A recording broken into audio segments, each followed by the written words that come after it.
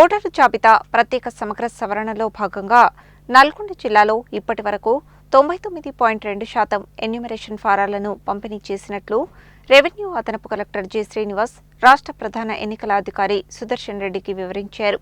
తక్కిన ఎన్యూమరేషన్ ఫారాలను రేపటిలోగా పంపిణీ చేస్తామని చెప్పారు.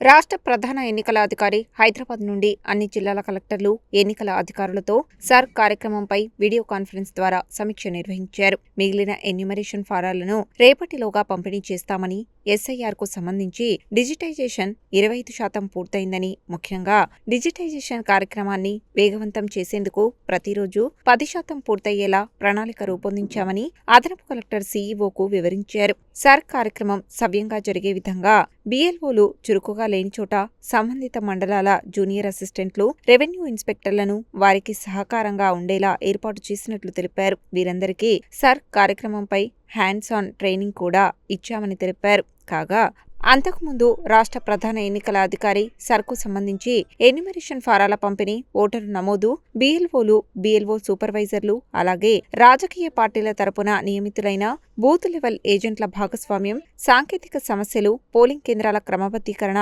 తదితర అంశాలపై జిల్లాల వారీగా సమీక్షించారు. జిల్లా రెవెన్యూ అధికారి దశరథ్ తదితరులు ఈ వీడియో కాన్ఫరెన్స్ కు హాజరయ్యారు.